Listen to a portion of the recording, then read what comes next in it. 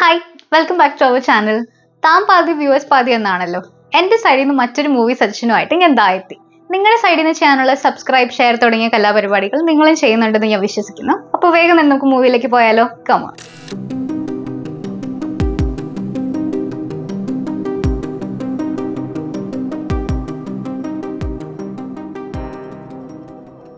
കിളി പറത്തുന്ന നമ്മുടെ ബ്രെയിൻ ഒക്കെ ഇങ്ങനെ മിക്സറിലിട്ട് അടിച്ച പോലെ ആക്കുന്ന മൂവീസിനൊരു പ്രത്യേക ഫാൻ ബേസ് ഉണ്ടല്ലേ.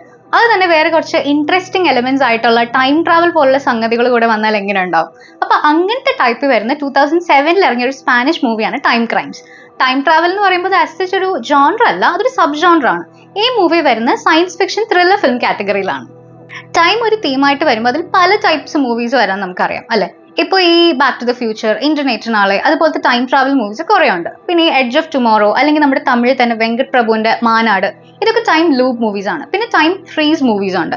ഇതൊന്നും പോരാഞ്ഞിട്ട് കിളിപ്പറത്തലിന്റെ ഉസ്താദായിട്ടുള്ള നോവൽ ലാസ്റ്റ് കൊണ്ടുവന്ന ടെനറ്റ്, അതിലാണെങ്കിൽ ടൈം ഇൻവേർഷൻ. അപ്പൊ നമ്മുടെ ഇന്നത്തെ ഫിലിം ആയിട്ടുള്ള ടൈം ക്രൈംസ് ഫീച്ചർ ചെയ്യുന്ന time loop and time travel ആണ്. ഒരു ബേസിക് പ്ലോട്ട് എടുത്ത് നോക്കിക്കഴിഞ്ഞാൽ ഒരാൾ അബദ്ധത്തിൽ ഒരു ടൈം മെഷീനിൽ എത്തിപ്പെടുന്നതും ആ ഒരു ടൈമിൽ നിന്ന് ഏകദേശം 1 മണിക്കൂർ പിന്നോട്ട് പോകുന്നതും അവിടെ പിന്നെ അയാളുടെ ഫ്യൂച്ചർ സെൽഫിനെ കാണുന്നതും പിന്നെ നടക്കുന്ന സംഭവങ്ങളൊക്കെയാണ്. നമുക്കറിയാലോ ടൈം ട്രാവൽ ഒക്കെയുള്ള ഫിലിംസിന്റെ പ്ലോട്ട് അല്ലെ ത്രെഡ് നമ്മൾ പറഞ്ഞാൽ വളരെ സിമ്പിൾ ആയിട്ട് തോന്നും.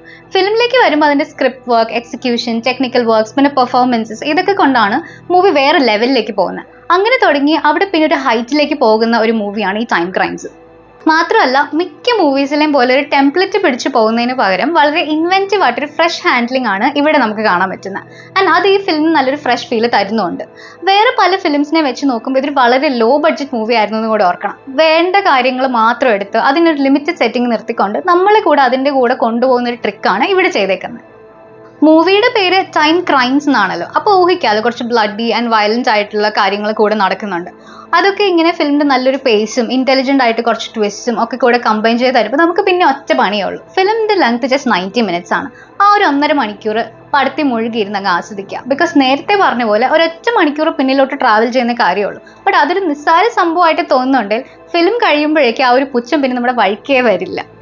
ഞങ്ങളിങ്ങനെ ഇടയ്ക്കിടയ്ക്ക് ഒരു മൂവി സ്പ്രേ തുടങ്ങും. സെയിം ജോണേഴ്സ് അല്ലെങ്കിൽ സെയിം തീംസിലുള്ള മൂവീസ്. അതിങ്ങനെ എല്ലാ കാലത്തെയും ഏത് ഇയറിലാണെങ്കിലും തിരിഞ്ഞു പിടിച്ച് കാണുന്ന സ്പ്രേ. അപ്പോൾ അതിൽ ഈ time based and mind fuck movies വരുമ്പോൾ ഞങ്ങളുടെ one of the favourite, easily top 5 വരുന്ന ഒരു ഫിലിമാണ് ടൈം ക്രൈംസ്. ബിക്കോസ് അത് ഹാൻഡിൽ ചെയ്യുന്ന എല്ലാ തീംസും, അതായത് ഒരു പാരഡോക്സ് ക്രിയേറ്റ് ചെയ്യുന്നതായാലും ഒരുപാട് ടെക്നിക്കൽ വൊക്കാബുലറി ഒക്കെ ഇല്ലാതെ ഡയറക്റ്റ് നമ്മൾ ടോപ്പിക്കിലേക്ക് കൊണ്ടുപോകുന്നതായാലും അതിലെല്ലാം ഫോൾട്ട്ലെസ് ആയിട്ട് ഈ ഫിലിം എക്സൽ ചെയ്യുന്നുണ്ട്. ഫിലോസഫിക്കലായിട്ട് നമുക്കും പല മീനിങ്സ് ഇങ്ങനെ കൽപ്പിച്ചു കൊടുക്കാൻ പറ്റുന്ന ഒരു ആംഗിൾ ഇവിടെ പ്രസന്റ് ചെയ്യുന്നുണ്ട്. അതങ്ങനെ ഫോഴ്സ് ചെയ്യാൻ നോക്കിയിട്ടുമില്ല. ഫിലോസഫി വേണ്ട, മൂവി എൻജോയ് ചെയ്തോ. ഫിലോസഫി വേണോ, ആവാം, ഇൻട്രസ്റ്റ് ഉള്ളവർക്ക് ഫീൽ ചെയ്തോളൂ. അങ്ങനെ ഒരു മൈൻഡിൽ എടുത്തേക്കുന്നതായിട്ടാണ് തോന്നിയത്. എന്ത് സംഭവിക്കുന്നതിനും ഒരു റീസൺ ഉണ്ടാവും. അല്ലെ ചെയ്യുന്ന കാര്യത്തിന്റെ പർപ്പസ് എന്ത് തന്നെയാണെങ്കിലും നമുക്കത് മനസ്സിലായില്ലെങ്കിലും സംഭവിക്കാനുള്ളത് സംഭവിക്കും. അങ്ങനത്തെ ഒരു മോറൽ സൈഡൊക്കെ ഇംപ്ലൈ ചെയ്യുന്നുണ്ട് ഈ ഫിലിമിൽ. അപ്പൊ എല്ലാവരും ടൈം ക്രൈംസ് ഉറപ്പായിട്ടൊന്ന് കണ്ടു നോക്കുക. ഇതൊരു ജോണർ ഡിഫൈനിങ് മൂവിയാണെന്ന് പറയുന്നില്ല, ബട്ട് ഈ ഒരു തീമിൽ വന്നിട്ടുള്ള വളരെ മികച്ച എന്നാൽ അണ്ടർ റേറ്റഡ് ആയിട്ടുള്ള ഒരു മൂവിയാണെന്ന കാര്യത്തിൽ ഡൗട്ടില്ല. ഞങ്ങൾക്ക് ഇത് അന്നൊരു ഫ്രണ്ട് സജസ്റ്റ് ചെയ്താണ് ഞങ്ങൾ കാണുന്നത്. അതേപോലെ തന്നെ ഇത് ഞങ്ങൾ നിങ്ങൾക്ക് സജസ്റ്റ് ചെയ്യുവാണ്.